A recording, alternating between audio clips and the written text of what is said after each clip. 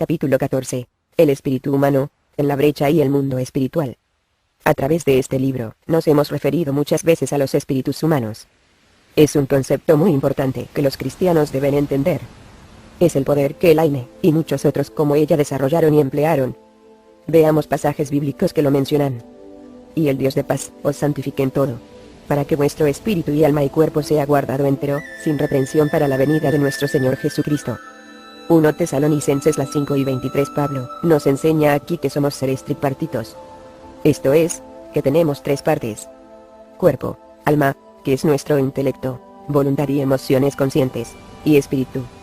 Él claramente declara que los tres deben ser limpiados y entregados a Cristo, y que Cristo mismo debe capacitarnos para mantener los tres, sin reprensión hasta su regreso. Formó, pues, Jehová Dios al hombre del polvo de la tierra, y alentó en su nariz soplo de vida. Y fue el hombre en alma viviente. Génesis 2:2.7. En otras palabras, Adán cobró vida y conciencia de sí mismo. En esencia, nuestro yo es nuestra alma manifestada en nuestra mente, nuestra voluntad y nuestras emociones. Comillas angulares izquierdas, hay cuerpo animal, y hay cuerpo espiritual.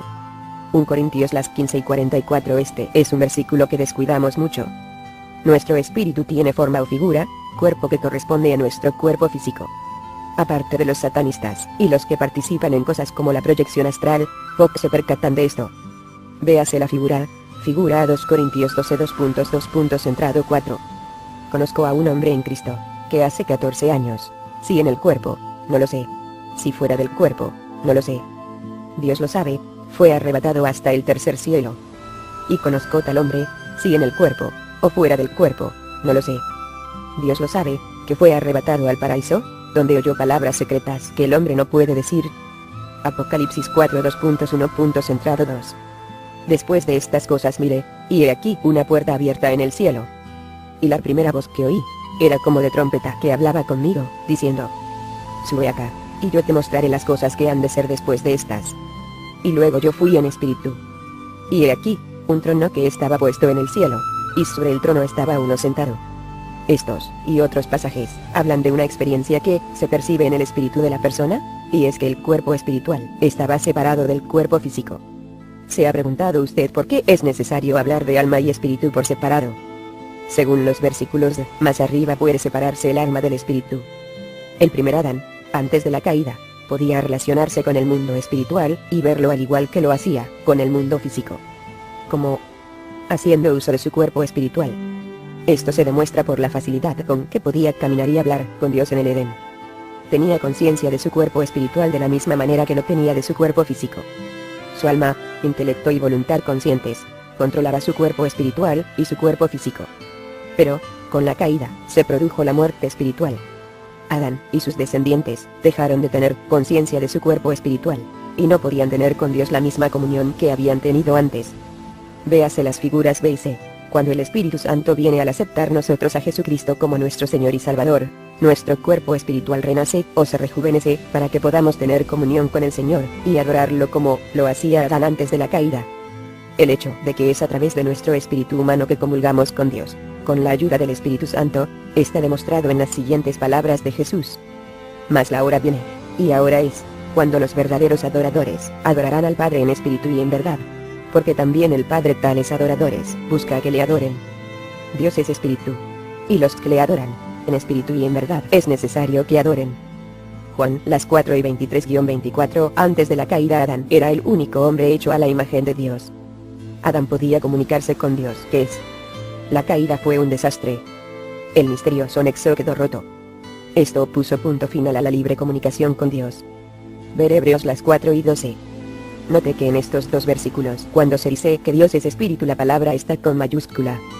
Sin embargo, al referirse al espíritu humano, se le diferencia claramente al escribirse con minúscula. Por lo tanto, solo un espíritu puede comunicarse con el mundo espiritual. Solo un espíritu puede adorar a Dios el Padre, que es espíritu. Véase la figura de. Este nexo se activa solo cuando Dios lo quiera.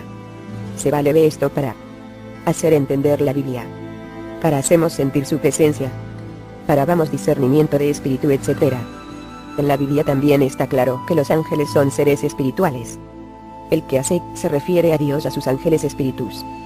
Salmo 104:2.4. Pablo cita este pasaje en Hebreos 1:2.7. Y en Hebreos la 1 y 13-14 dice: Pues, ¿a cuál de los ángeles dijo jamás: siéntate a mi diestra, hasta que ponga a tus enemigos por estrado de tus pies?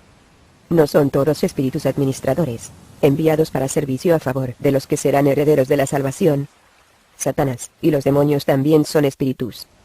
Antes eran ángeles al servicio de Dios, pero se rebelaron. Jesús mismo define a estas criaturas como ángeles, y por lo tanto espíritus. Un versículo en cuanto a esto es Mateo las 25 y 41. Entonces dirá también a los que estarán a la izquierda: apartaos de mí, malditos, al fuego eterno preparado para el diablo y para sus ángeles. Así que en estos, y en muchos otros pasajes, vemos que no solo Dios es espíritu, sino que hay otros seres espirituales llamados ángeles. Algunos de estos están al servicio de Dios, otros, al servicio de Satanás. Nuestros cuerpos espirituales son el nexo entre nosotros y el mundo espiritual, porque este no puede ser visto ni es comparable con nada físico. A través del Espíritu Santo, nuestro espíritu puede comunicarse con Dios y adorarle. Pero Hebreos las 4 y 12 muestra que no es la voluntad de Dios que nosotros recobremos el control consciente de nuestro cuerpo espiritual mientras estemos en la tierra en nuestra condición de pecadores. Por esto, es que la espada del espíritu parte el alma y el espíritu. Una vez que se ha producido esta escisión, el alma, mente, intelecto, voluntad, no puede seguir controlando el cuerpo espiritual. También es por eso que el Señor insiste tanto en 1 Tesalonicenses las 5 y 23 que nuestro espíritu esté bajo el señorío de Cristo, al igual que nuestra alma y nuestro cuerpo físico. Apocalipsis las 18 y 11-13 es un pasaje muy interesante. Refiriéndose a la caída de Babilonia dice: y los mercaderes de la tierra lloran, y se lamentan sobre ella, porque ninguno compra más sus mercaderías. De ovejas y de caballos, y de carros, y de siervos, y de almas de hombres. ¿Por qué la diferencia entre cuerpos, siervos, y almas de hombres? Porque hay una fenomenal cantidad de poder e inteligencia en los cuerpos espirituales humanos, especialmente cuando esos cuerpos espirituales están bajo el control del alma. Satanás ha estado trabajando constantemente a través de las edades, desde la caída de Adán, para utilizar los cuerpos espirituales para sus planes perversos. El cuerpo físico humano es débil y de muy poca utilidad para Satanás. Pero el cuerpo espiritual bajo el control consciente del alma es muy diferente. La meta de Satanás es enseñar a los humanos a recobrar el control consciente de sus cuerpos espirituales. Muchos lo hacen. Una vez que se logra, la persona puede percibir el mundo espiritual con tanta facilidad como el mundo físico. Pueden hablar con los demonios, abandonar el cuerpo físico con el cuerpo espiritual, y en plena conciencia ir a diferentes lugares y hacer cosas con lo que para el hombre promedio es poder sobrenatural. Con sus cuerpos espirituales, sin estar presentes físicamente, los brujos y brujas nos sacaban a Elaine y a mí de la cama y nos lanzaban por el cuarto, etc. No podíamos verlos porque nuestros ojos físicos no pueden percibir el mundo espiritual. Dios no quiere que su pueblo controle sus cuerpos espirituales de esa manera. Si lo hiciéramos, no solo estaríamos expuestos a terribles tentaciones, sino que no tendríamos que depender tanto de él, y estaríamos constantemente conscientes de Satanás y su reino. Hay un tipo de demonio que suele autodenominarse demonio de poder que al parecer proporciona el pegamento para que se establezca el nexo entre el alma y el cuerpo espiritual, y la persona pueda tomar control consciente de su cuerpo espiritual. La imaginación es puente básico para desarrollar el nexo entre el alma y el espíritu. Por eso es tan importante que llevemos cautivo todo pensamiento a la obediencia a Cristo. 2 Corintios 10 2.3-5. Un buen ejemplo de la imaginación como nexo con el mundo espiritual lo hallamos en los juegos de fantasías ocultistas. Vea las figuras E, F, G y H. Esfuerzo en cuanto a liberaciones. Si le aclaramos a la persona que solicita ser liberada, y que ha andado en el ocultismo, que le pediremos al Señor que el primer demonio que eche fuera sea el demonio de poder. Si alguien no está bien determinado a alcanzar la liberación, o si está tratando de engañarnos, inmediatamente se retractará al enterarse de que al sacarle ese demonio, perderá instantáneamente la capacidad de utilizar su cuerpo espiritual. También he descubierto que esto es algo que se descuida mucho al echar fuera demonios. Frecuentemente esta puerta queda abierta. La consecuencia es mucho sufrimiento, pues Satanás y los demonios continuarán molestando a la persona. Si la persona que es atormentada simplemente ora y le pide al Señor que quite de ella la capacidad de percibir el mundo espiritual, y le pide al Señor que separe su alma y su espíritu, como en Hebreos las 4 y 12, sentirá un tremendo alivio del tormento del mundo espiritual perverso. Después de esto la persona percibirá el mundo espiritual 8010 cuando el Señor quiera darle tal percepción. Su espíritu estará, desde ese momento, totalmente bajo el señorío de Jesucristo. Los cristianos tenemos también que ser muy cuidadosos de pedirle al Señor que tome el control absoluto de nuestro espíritu. Muchos cristianos caen en la trampa de aprender a controlar el espíritu. He oído a muchos decir: yo medito hasta que alcanzo una experiencia espiritual, o hasta que experimente a Dios. Los cristianos tienen experiencias en el espíritu, visiones y revelaciones, pero estas están siempre bajo el control de nuestro Señor Jesucristo, y nunca controladas ni iniciadas por la persona misma. Si un cristiano puede determinar cuándo tener experiencias espirituales, tendré que decirle que dudo mucho que tales experiencias provengan de Dios. Lo más probable es que provengan de Satanás. Demasiados cristianos piensan que tienen que dejar la mente en blanco para que el Espíritu Santo pueda hablar a través de ellos, o controlarlos. La Biblia dice claramente que tenemos que cooperar activamente con el Espíritu Santo. Cada vez que dejamos la mente en blanco, lo más probable es que el Espíritu que hable a través de nosotros no sea el Espíritu Santo. Multitudes de cristianos están, o han sido, confundidos debido a su falta de conocimiento de los principios de Dios en cuanto al Espíritu. Muchas de las profecías mayor que de personas que dejan la mente en blanco pensando que se están poniendo bajo el control de Espíritu Santo son profecías demoníacas. Muchos cristianos son engañados, y aceptan tales profecías, porque el que profetiza sabe cosas en cuanto a sus vidas que piensan que solo Dios conoce. Olvidan que Satanás conoce cada detalle de nuestras vidas. Lo único que no conoce son nuestros pensamientos y las intenciones de nuestro corazón. Hay actualmente una enseñanza cada vez más generalizada entre los cristianos de Estados Unidos, que para mí es muy peligrosa. Esta es que nuestro hombre anímico debe estar sometido a nuestro hombre espiritual, porque una vez que el Espíritu Santo mora en nosotros, nuestro espíritu está sin pecado. Hay dos errores en esta enseñanza. Primero, que la única manera de colocar el alma bajo la autoridad del espíritu es establecer contacto consciente entre alma y espíritu. Eso es brujería pura. 1 Pedro 1:22 dice: habiendo purificado vuestras almas por la obediencia a la verdad, mediante el Espíritu, para el amor fraternal no fingido, comillas angulares derechas. Note que aquí Espíritu se escribe con mayúscula, porque se está refiriendo al Espíritu Santo. Nuestras almas son purificadas, estando en sujeción y obediencia al Espíritu Santo, no a nuestro espíritu humano. En segundo lugar, 1 Tesalonicenses 5:23 dice claramente que nuestro espíritu es propenso a caer en pecado, por lo que Jesucristo tiene que guardarlo irreprensible hasta su venida. La tarea de guardarlo es continua. Miremos el versículo otra vez. Y el mismo Dios de paz os santifique por completo, y todo vuestro ser, espíritu, alma y cuerpo, sea guardado irreprensible para la venida de nuestro Señor Jesucristo.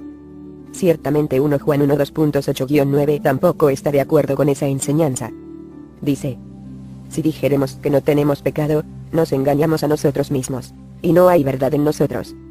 Si confesamos nuestros pecados, Él es fiel y justo, para que nos perdone nuestros pecados, y nos limpie de toda maldad.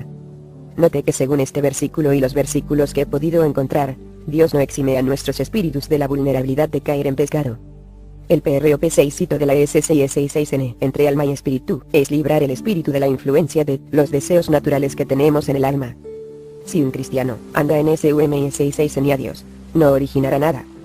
Más bien esperará tranquilamente escuchar la voz del Espíritu Santo en su espíritu y entonces, actuará conforme a la DIRS66N del Espíritu Santo. Un cristiano que está en contacto consciente con su propio espíritu, no esperará en SUMS66N a que el Espíritu Santo le hable. Tomará la iniciativa, y lo más probable es que la voz que escuche en su espíritu no sea la voz del Espíritu Santo. Hay otra importante realidad en cuanto a nuestro espíritu que hace un impacto terrible en muchas personas, pero que no se enseña en nuestras iglesias. Es el hecho de que, cada vez que haya la oportunidad, Satanás utiliza el cuerpo espiritual de la persona sin que ésta se dé cuenta. 1 Juan 3:15 dice que cualquiera que odia a su hermano es homicida. Este versículo me tenía intrigada hasta que entendí el concepto del cuerpo espiritual. C6 puede uno ser asesino por una M o CI6N, como es el odio, si no ha hecho nada físicamente por provocarle la muerte a la persona odiada. El odio es un pecado consciente. Como tal, concede a Satanás una base legal en nuestra vida, si le permitimos que se aloje en nuestro corazón. Si uno odia a alguien, Satanás puede intervenir y valerse de nuestro cuerpo espiritual para atacar a la persona odiada. Tal ataque puede provocar 8.R todo tipo de enfermedad, accidente, problema emocional, y hasta la muerte física. La persona que odia no suele percatarse de que Satanás está utilizando su cuerpo espiritual. La persona odiada por lo general no se da cuenta del verdadero origen de su aflicción. Por eso tenemos que tener el cuidado de pedirle a Jesucristo que nos limpie y nos guarde puros en nuestras tres partes: cuerpo, alma y espíritu. Por eso Jesucristo nos dejó tantos mandamientos en cuanto a perdonar a los demás. El perdón le pone un alto al odio.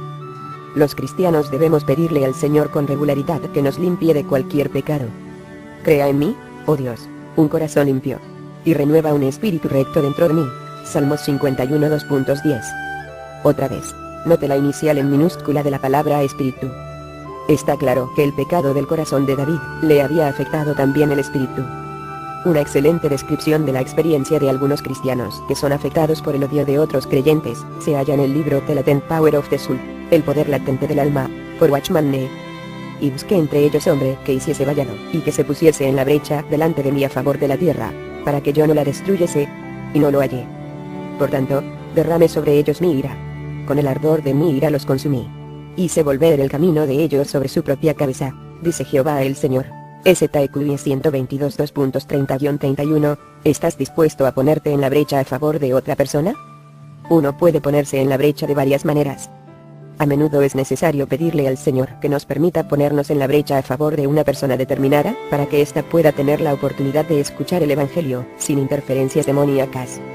Otra vez recordemos 2 Corintios 4 2.3-4. Que si nuestro Evangelio está aún encubierto, entre los que se pierden está encubierto, en los cuales el Dios de este siglo cegó los entendimientos de los incrédulos, para que no les resplandezca la lumbre del Evangelio de la gloria de Cristo, el cual es la imagen de Dios. En Ezequiel las 22 y 30-22 Dios buscaba a alguien que estuviera dispuesto a erguirse y luchar contra Satanás y los demonios, para que dejaran de enceguecer a la gente y estos pudieran ver la necesidad que tenían de un Salvador. Porque el Señor no podía hallar a tal persona, dijo que tendría que derramar su ira y castigar al pueblo por sus pecados. Corno guerreros cristianos, hemos de estar dispuestos a ponernos en la brecha y luchar en el terreno espiritual para romper las fuerzas demoníacas que mantienen ciegos a los perdidos. Pablo es muy claro cuando en Efesios 6:12 dice que no tenemos lucha contra sangre y carne, sino contra principados, contra potestades, contra señores del mundo, gobernadores de estas tinieblas, contra malicias espirituales en los aires. A veces oramos así: Señor, déjame ponerme en la brecha por _subrayado, y luchar por él, para que sus ojos se abran, y quede libre de las ataduras demoníacas, para que pueda ver que necesita a Jesús. El Señor nos ha mostrado otra forma de ponernos en la brecha. Veamos los siguientes pasajes. Isaías 58 2.6. No es antes el ayuno que yo escogí, desatar las ligaduras de impiedad, deshacer los haces de opresión, y dejar ir libres a los quebrantados, y que rompáis todo yugo. Gálatas 6 2.2. Sobrellevad los unos las cargas de los otros, y cumplid así la ley de Cristo. Juan las 15 y 13. Nadie tiene mayor amor que este, que ponga alguno su vida por sus amigos. Estos pasajes nos dicen claramente que el Señor espera que ayudemos a llevar las cargas y dolores de nuestros hermanos y hermanas en Cristo, así como luchar cuando sea necesario por libertarlos de opresión. Ponernos en la brecha es una manera de hacer esto. ¿Estás dispuesto a ponerte en la brecha por tu pastor? Si de veras está enseñando a Jesucristo y está desenmascarando a Satanás como debe hacerla, va a tener mucha oposición. Los siervos de Satanás en pose de cristianos y muchos demonios lo estarán atacando con sus cuerpos espirituales cada vez que se levante a hablar, y en muchas otras ocasiones también. Estos siervos satánicos a veces ocupan altos cargos en la iglesia.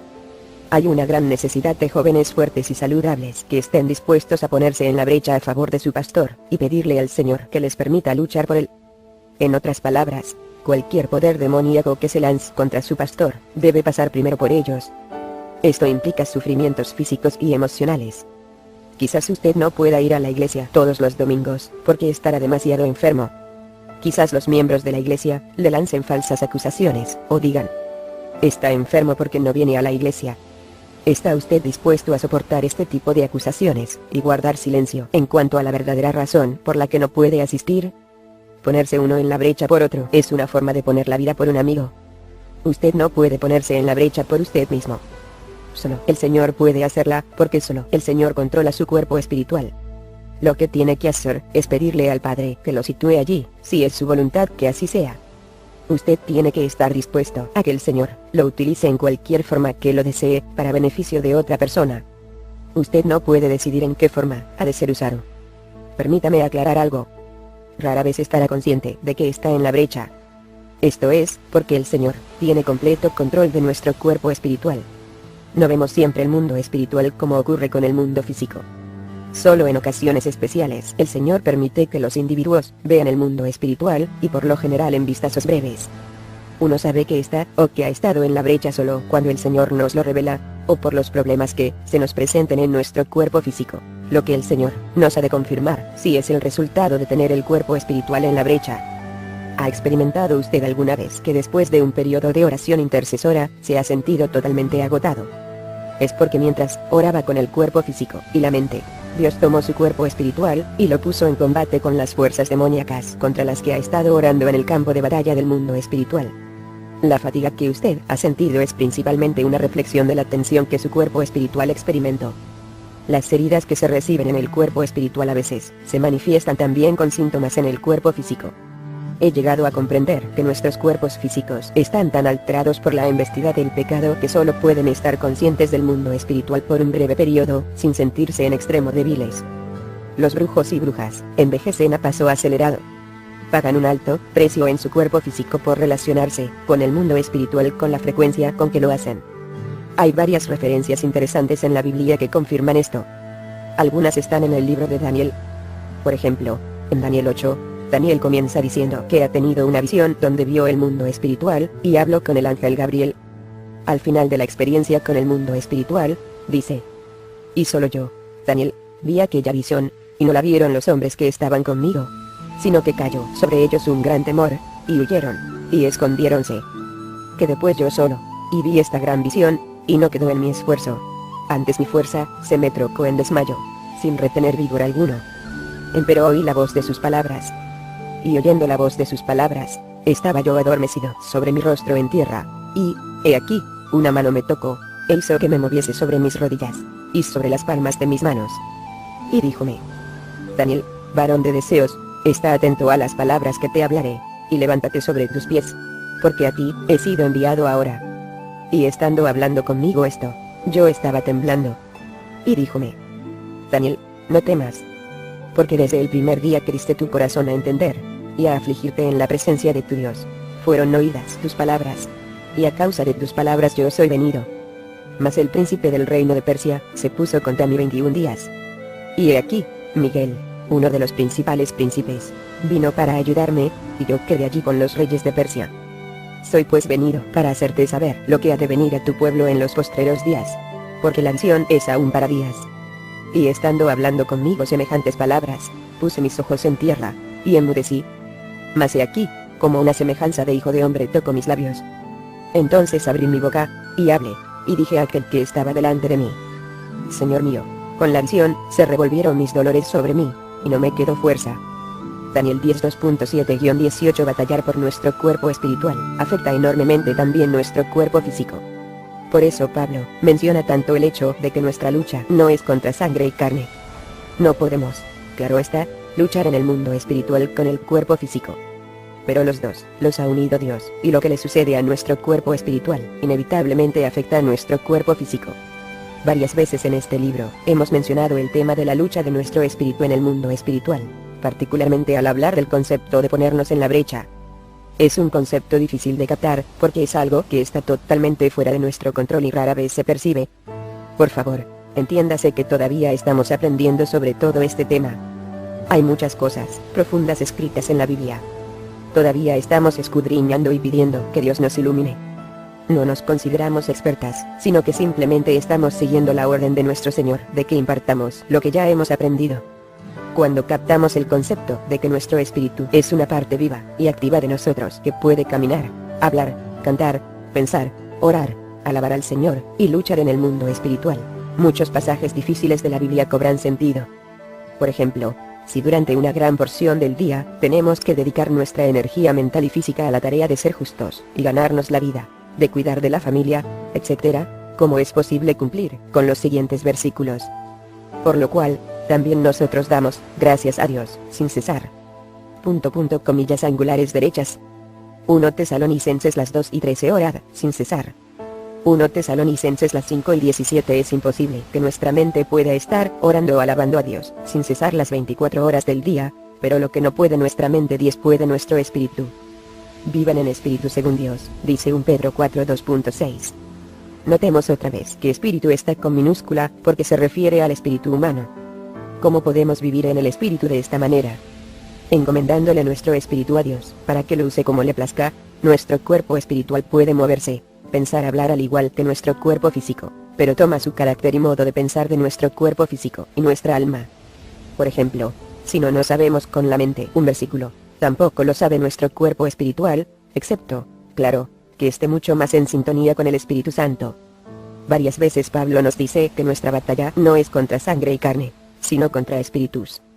Como nuestro cuerpo físico no puede luchar contra los espíritus en el mundo espiritual, nuestro cuerpo espiritual es el que tiene que luchar. Por eso es tan importante pedirle a Dios todos los días que nos ponga su armadura.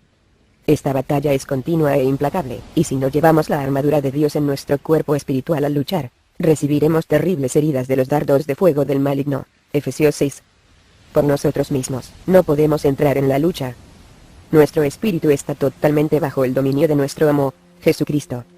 Simplemente hemos de decirle al Señor que queremos que utilice nuestro espíritu en esta forma, si así lo desea. Frecuentemente le he pedido al Padre que me deje ponerme en la brecha y luchar por una persona en particular, pero la decisión la toma Él.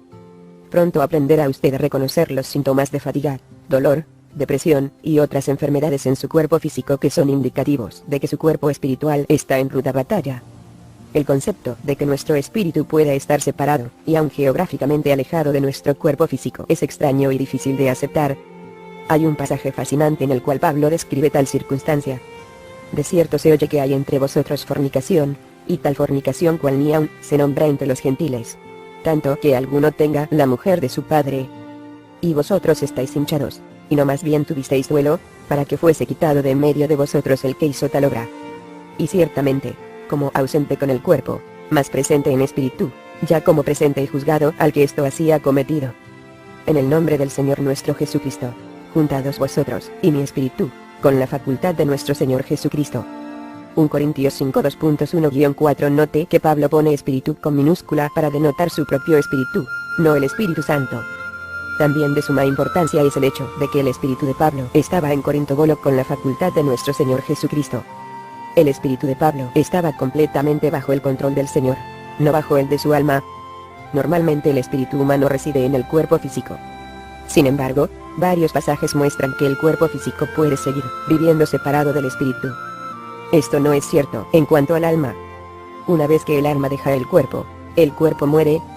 Por eso es que muchos pasajes que se refieren a la muerte física se refieren también al alma. Sin embargo, se produce un peculiar agotamiento del cuerpo físico cuando el espíritu no está dentro. A través de los años en que he estado en este ministerio, el Señor me ha enseñado que el agotamiento del cuerpo físico es peculiar en cuanto a que produce una aguda falta de proteína. Si no nos cuidamos de aumentar la ingestión de proteínas de alta calidad durante los días de intensa batalla espiritual, nos debilitamos. La Biblia habla bastante de este tema. Desde el pacto de Dios con Noé, en que le dijo a Noé que comiera carne, Satanás y los demonios han estado tratando de hacer que la gente no coma carne. Es interesante que los hindúes y muchas otras religiones orientales, todas las cuales son formas de adoración de demonios, creen que el éxito de un medium o un adepto, cuyos poderes se originan en los demonios que lo tienen poseído, depende de la presencia en su cuerpo de un fluido misterioso llamado akasa, que se agota pronto, y sin el cual los demonios no pueden actuar. Este fluido, dicen los hindúes, puede regenerarse solo con una dieta vegetariana y castidad. Si nos detenemos a pensar, vemos que la gota que rebosó la copa, por así decirlo, y que provocó el juicio de Dios en forma de diluvio, fueron las relaciones sexuales entre humanos y demonios. Génesis 6. No creo que fue casualidad que Dios ordenara a Noé que comiera carne después del diluvio. Dios sabía muy bien la batalla espiritual que tendrían que sostener Noé y sus hijos para impedir que los demonios dominaran sus vidas. Cuando estudiamos el Antiguo Testamento y las leyes que Dios dio a su pueblo Israel, hallamos que los guerreros espirituales de aquellos días eran los levitas de Israel. Su dieta abundaba en carne de res y de cordero. Si la carne de res es tan dañina, ¿por qué Abraham le preparó carne de res a Dios mismo cuando llegó a visitarlo? Abraham indudablemente querría prepararlo mejor que tenía. Véase Génesis 18 2.1-7. Si nos fijamos en los diferentes guerreros espirituales de renombre del Antiguo Testamento, notaremos que cada vez que se preparaban para librar una gran batalla, Dios los preparaba con alimento carnívoro. Por ejemplo, Elías Fíjese en el menú que Dios mismo le preparó durante el periodo de preparación antes del enfrentamiento con los profetas de Baal. Y fue a él palabra de Jehová diciendo: apártate de aquí, y vuélvete al oriente, y escóndete en el arroyo de Cherith, que está delante del Jordán, y beberás del arroyo. Y yo he mandado a los cuervos que te den allí de comer. Y él fue, e hizo conforme a la palabra de Jehová. Pues se fue, y asentó junto al arroyo de Cherith, que está antes del Jordán. Y los cuervos le traían pan y carne por la mañana, y pan y carne a la tarde. Y bebía del arroyo. 1 Reyes 17 2.2. Entrado 6. El Señor habla muy directamente en cuanto a esto a través de Pablo en el Nuevo Testamento. Empero el Espíritu dice manifiestamente, que en los venideros tiempos algunos apostatarán de la fe, escuchando a espíritus de error, y a doctrinas de demonios, que con hipocresía hablarán mentira, teniendo cauterizada la conciencia, que prohibirán casarse, y mandarán abstenerse de las viandas que Dios crió, para que con hacimiento de gracias participasen de ellas los fieles, y los que han conocido la verdad. Porque todo lo que Dios crió es bueno, y nada hay que desechar, tomándose con hacimiento de gracias. Porque por la palabra de Dios, y por la oración es santificado. 1 Timoteo 4. 1-5. He estudiado cuidadosamente la literatura médica, y, a pesar de toda la publicidad, no hay un buen estudio que demuestre exclusivamente que la carne roja es dañina. Por favor, fíjese que me estoy refiriendo a la carne magra, no a la grasa, de la cual el Señor, al darles la ley, dijo a los israelitas que no comieran. Es más, muchos son los trabajos que demuestran los méritos de los suplementos proteínicos en una amplia gama de enfermedades. Pero Satanás tiene tan controlada la medicina que es extremadamente difícil lograr que el médico promedio preste atención a los méritos y la necesidad de proteína. Si uno se detiene a evaluar, nota que lo central en las comidas salutíferas es la abstinencia de carne. No es casualidad. Es un plan cuidadosamente trazado por Satanás. Él sabe muy bien la proteína que nuestros cuerpos necesitan, y la tremenda cantidad de proteína que consumen cualquier participación en una guerra espiritual. Si puede evitar que los guerreros de Dios coman carne, puede causar debilidad y enfermedades en ellos por falta de proteína. El cuerpo físico rápidamente pierde su capacidad de luchar contra la infección cuando se le priva de proteína. Muchos mueren innecesariamente en esta época de medicina moderna, porque sus médicos no les dan suplementos proteínicos. En los días de intensas batallas a menudo hallamos que es necesario comer carne por lo menos 2 veces al día. Si no, rápidamente perdemos vigor, y hasta caemos físicamente enfermos. He trabajado con mucha gente que, al estar bajo intenso ataque de brujería, se ponen excesivamente débiles, y hasta enfermas, simplemente porque desconocían los simples principios de Dios en cuanto a la necesidad de ingerir proteína. Todos mejoran mucho cuando aumentan la cantidad de carne en sus dietas. Cuando esté sufriendo de dolores, depresión y agotamiento por estar en el frente de batalla, o en cualquier otra ocasión, no olvide una de las principales armas: la alabanza. Jamás olvidaré la noche en que el Padre me enseñó esa lección. Acababa de acostarme y daba vueltas en la cama, sin poder dormir. Estaba agotada, con dolores, y todo me parecía imposible. En realidad lo que estaba era entregándome a la autocompasión. De pronto el Padre me permitió ver a través de los ojos de mi cuerpo espiritual, y me vi en el frente de batalla, es decir, mi cuerpo espiritual, pero no estaba luchando. Estaba tirada en el suelo, rodeada de demonios que se mofaban de mí, y me arrojaban piedras. No me importaba. Estaba tan cansada que tenía la esperanza de que los demonios me mataran. No quería vivir. No había hacia dónde correr, ni manera alguna de escapar de la situación excepto erguirme y luchar. Pero en aquel momento estaba demasiado cansada y deprimida para hacerlo. No sé cuánto sabía Elaine de lo que estaba sucediendo, pero sé que en respuesta a una orden del Padre, entró en el cuarto y puso un casete de música cristiana. No estaba con ánimo de oír música, y menos aquel casete de himnos de alabanza que Elaine escogió. Elaine no me dijo nada. Simplemente se sentó a oír la música. Suave y persistentemente el Espíritu Santo me fue mostrando qué mal hacía en entregarme a la autocompasión. Una vez más me maravillé de cuán tierno y amoroso es el Señor cuando fallamos y caemos. No pude sino corresponder a ese gran amor.